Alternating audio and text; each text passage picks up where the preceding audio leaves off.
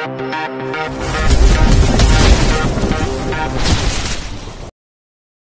92. Air mata seorang istri. Teman-teman, ini adalah bab terakhir, semoga kalian bisa terhibur. Raffin memeluk Mila dengan sangat erat, tanda begitu besarnya dan begitu tulusnya rasa cinta dan kasih sayangnya untuk sang istri, sedangkan Mila semakin menangis di pelukan suaminya, namun bukan karena ia terluka dan kecewa atau cemburu hanya karena soal foto. Tapi Mila bersyukur mendapatkan cinta yang begitu besar, dan tak hanya itu, ia pun bersyukur karena telah dikaruniai triplet baby D yang lucu dan menggemaskan. Jangan pernah berpikir aku akan pergi jauh darimu, karena sampai kapanpun aku hanya milikmu, dan begitu juga sebaliknya. Ucap Raffin yang terus memberikan beberapa kecupan di pucuk kepala sang istri. Aku sangat percaya padamu, Kak, tapi aku hanya perlu bukti, bukan janji. Jawab Mila sarkas. Aku akan membuktikannya dengan caraku sendiri. Berbeda dengan mereka yang kini tengah dimabuk asmara, di ruangan yang tengah dihias dengan berbagai macam aksesoris dekor, dan beberapa balon warna-warni, Mia dan Nyonya Renata merasa sangat kebingungan. Pasalnya triplet baby D tengah menangis secara bersamaan dan membuat bingung semua orang karena tangisannya semakin kencang dan tak ada yang mampu menghentikan tangisan para bayi itu. Kemana kakak, kenapa lama sekali? Apakah mereka bertengkar?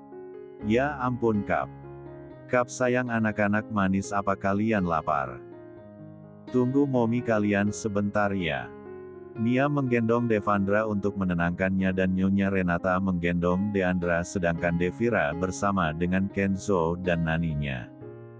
Juna, kau baru datang. Sekarang cari Raffin dan Mila. Permintaan Nyonya Renata saat melihat Juna dan Erik baru memasuki ruangan itu dan langsung diangguki oleh Juna. Namun saat Juna akan melangkahkan kakinya keluar, ia melihat Riri masuk ke dalam ruangan itu bersamaan dengan Mila dan Raffin yang berada di belakangnya. Dengan wajah cemasnya Mila datang menghampiri buah hatinya yang kini sedang menangis secara bersamaan. Begitu juga dengan Raffin yang selalu siaga membantu sang istri untuk menenangkan triplet baby D. Momi, Mia, Kenzo dan yang lainnya sudah berusaha untuk menenangkan mereka tapi tak berhasil. Tapi saat melihat kalian berdua mereka langsung diam seketika. Nyonya Renata merasa tercengang dengan kelakuan ajaib para bayi mungil dan menggemaskan itu. Maaf Mom, Mila terlalu lama meninggalkan mereka. Sahut Mia dengan perasaan bersalahnya. Tidak masalah sayang, jangan terlalu sungkan, mereka juga tanggung jawabku. Jika ada masalah apapun katakan saja, Momi akan siap membantumu. Terima kasih Mom. Mila sangat merasa sangat bersyukur dikelilingi oleh orang-orang yang begitu sangat sayang padanya. Selamat atas kelahiran triplet baby, mereka sangat lucu dan menggemaskan. Riri, apa kau datang sendirian, di mana ibu? Tanya Mila. Maaf ibu tak bisa datang Kak, lututnya sakit. Sahut Riri memberi alasan, bahwa sejujurnya sang ibu tengah menemani sang kakak yang kini dirawat di rumah sakit.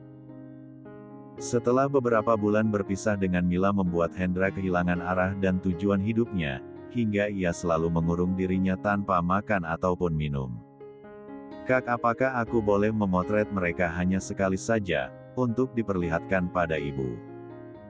Tanya Riri meminta izin dan menatap mantan kakak iparnya dengan sangat memohon. Kau boleh memotretnya tapi jangan pernah kau umbar di publik karena aku tidak ingin anak-anakku menjadi sorotan dan bisa mendatangkan orang-orang yang akan berniat jahat pada mereka. Sahut Raffin dengan tegas. Baik Tuan dan terima kasih. Riri merasa sangat senanak dan langsung mengambil potret triplet baby D dan langsung mengirimkannya pada sang kakak. Berbeda dengan Mia yang kini tengah mencuri-curi pandang dengan Erik. Kenapa dia manis sekali hari ini, kemeja maron dan tunggu. Mia menatap dirinya dan baru menyadari bahwa ia juga memakai warna yang sama hari ini. Ternyata kita memang berjodoh. Pekik Mia dalam hatinya. Ting, suara pesan masuk ke ponsel Hendra. Ia langsung membuka pesan itu saat melihat nama Riri yang tertera di sana. Hendra tersenyum mengusap gambar yang dikirimkan oleh adiknya. Pesan dari siapa, Hen?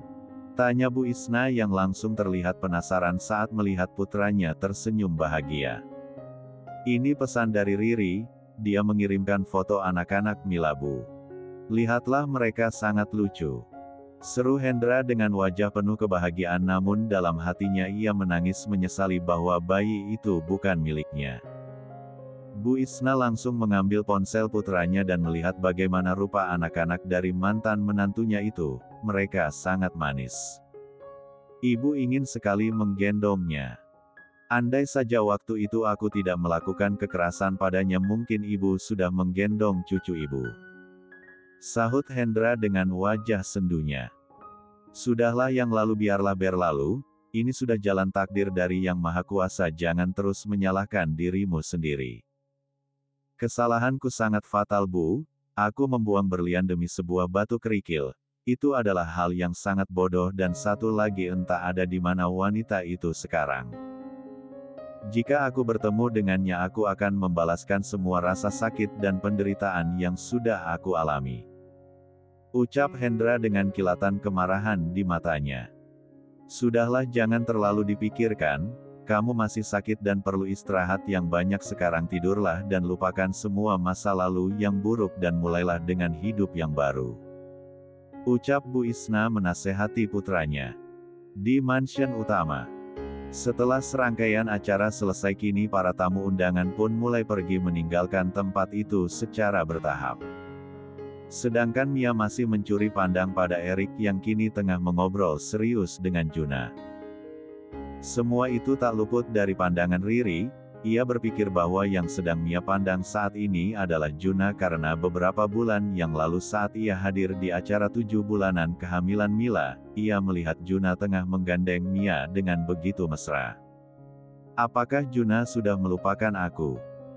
Ini memang bukan salahnya, ini salahku karena telah melukai hati dan perasaannya, bahkan aku juga sudah melukai harga dirinya saat itu.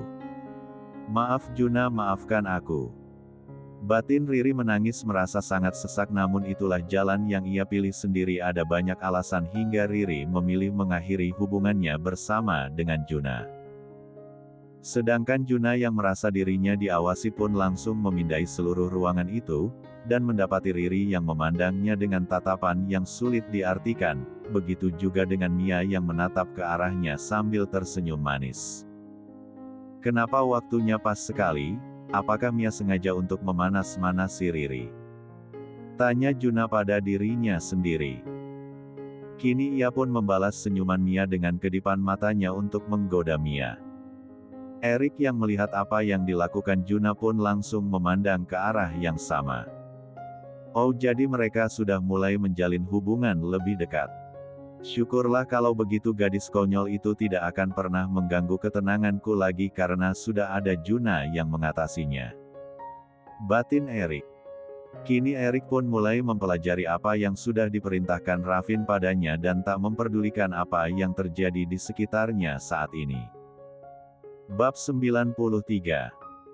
Mia mengerutkan keningnya saat melihat Erik hanya menatapnya sekilas. Sedangkan ia melihat Juna tersenyum dan mengedipkan sebelah matanya ke arahnya. Ish! Apa yang sedang pria itu lakukan? Mia bergidik ngeri dan mengusap tangannya yang tiba-tiba merasa merinding sekali. Selamat ya Mia. Ujar Riri mengejutkan Mia yang kini sedang merasa heran dengan Juna. Selamat. Untuk apa? Tanya Mia dengan wajah bingungnya. Aku lihat hubungan kalian semakin dekat, semoga hubungan kalian abadi selamanya, aku turut bahagia untuk kalian berdua. Ucap Riri dengan senyuman yang sangat dipaksakan, membuat Mia bingung mendengarnya.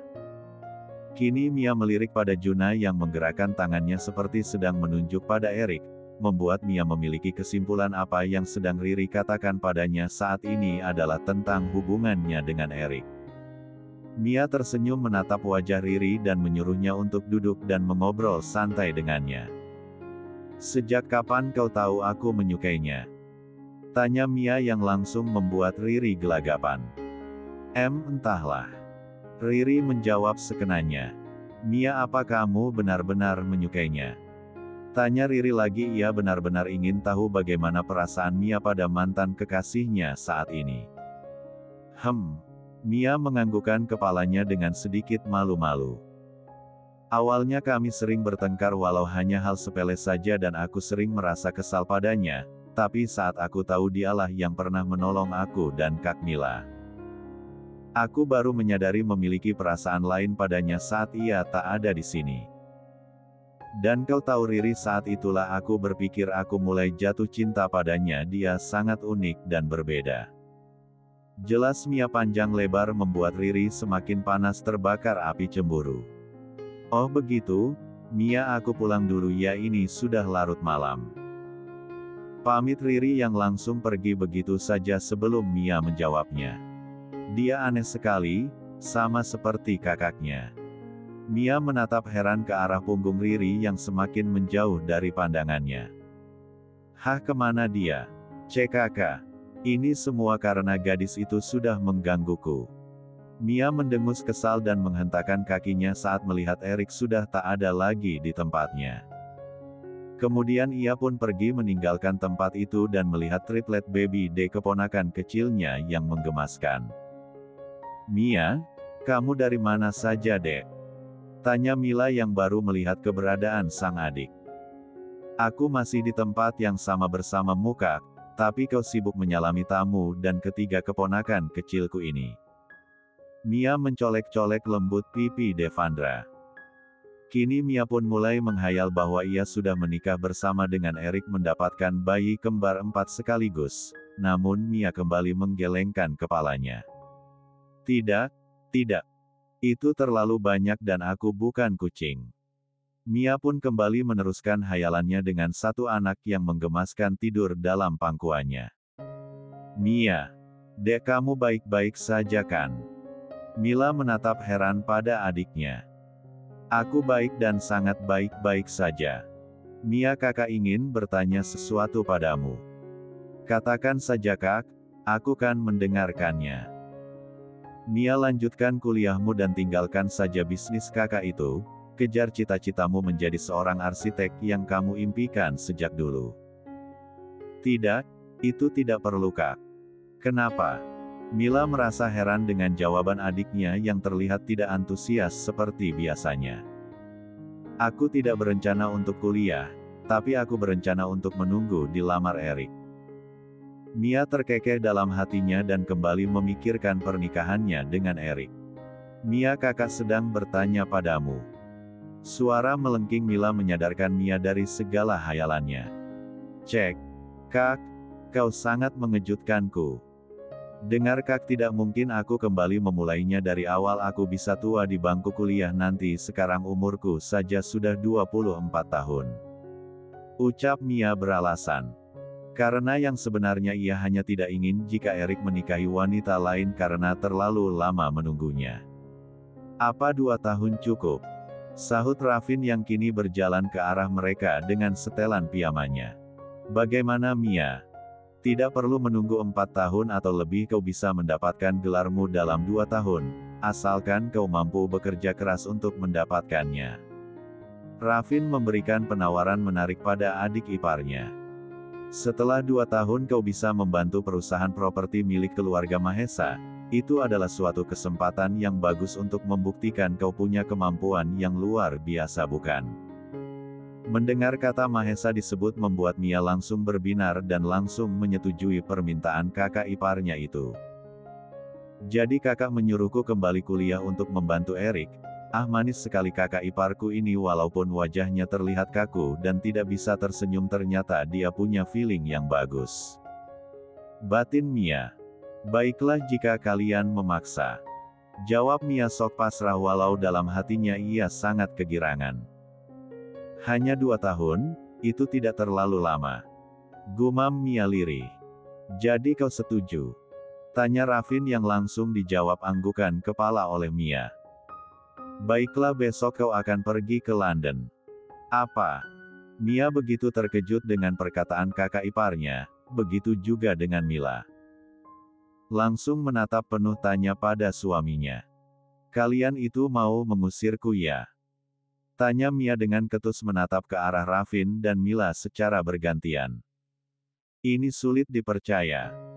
Mia, percayalah, kami hanya ingin yang terbaik untukmu, dan kehidupanmu di masa depan. 2 tahun bukan waktu yang lama kan? Mila mulai memberikan wejangan pada adiknya yang masih sangat kekanakan itu. Tapi Kak, percayalah, kami hanya ingin yang terbaik untukmu. Sahut Mila yang langsung memeluk adik satu-satunya yang ia miliki. Baiklah, aku akan pulang ke apartemen untuk mengambil semua barangku yang tertinggal di sana. Tidak perlu, aku sudah menyuruh Juna untuk mengambilnya. Sekarang kau istirahatlah, besok siang aku akan mengantarmu ke bandara, dan memberikan kabar pada saudaraku yang tinggal di sana. Ingat, walaupun kau jauh dari kami, tapi kami akan terus memantaumu. Aku akan menitipkanmu pada keluargaku di sana. Jelas Rafin panjang lebar. Sedangkan Mia hanya mengangguk mengerti dan keluar dari kamar sang kakak dengan langkah gontainya. Kak, apa ini tidak terlalu cepat dan berlebihan? Tanya Mila pada suaminya. Tenanglah, semuanya akan baik-baik saja. Setelah malam berlalu, kini tibalah saatnya Mia harus pergi meninggalkan negaranya, pergi ke negeri seberang untuk mencari ilmu dan menggapai cita-citanya yang ia mimpikan sejak dulu. Sebuah jet pribadi keluarga Adiaksa pun sudah menunggunya untuk pergi. Kak, aku pergi dan aku akan kembali setelah memenuhi keinginan kalian. Semoga sukses berusaha dan berjuanglah untuk mendapatkan apa yang kamu inginkan. Mila memeluk adiknya dengan air mata yang terus membanjiri pipinya. Sedangkan Mia hanya tersenyum dan mulai berpamitan pada semua orang yang ada di sana. Auntie, kau pasti bisa. Seru Kenzo menyemangati Mia. Pasti. Ingat, kau adalah kakak, kau harus menjaga adikmu dengan baik, oke? Siap, laksanakan komandan. Kenzo memberikan hormat pada Mia, membuat suasana tegang itu kini mulai menghilang karena tingkah menggemaskan Kenzo. Mia pun melangkah masuk ke dalam jet, namun sebelum mereka menutup pintunya Mia mengedarkan pandangannya mencari Erik, namun sayangnya Mia tak melihat keberadaan orang yang dicintainya itu di sana. Apa kau sudah siap, Nona? Mila memandang jet yang ditumpangi adiknya mulai mengudara meninggalkan tempat itu. Selamat belajar adikku, aku hanya ingin kau bahagia di masa depan nanti. Tak peduli bagaimana aku dulu, aku hanya ingin yang terbaik untukmu. Selesai. Terima kasih, Mimin ucapkan untuk para sahabat terbaikku yang sudah menemani perjalanan cinta Mila. Sampai jumpa di cerita yang lain.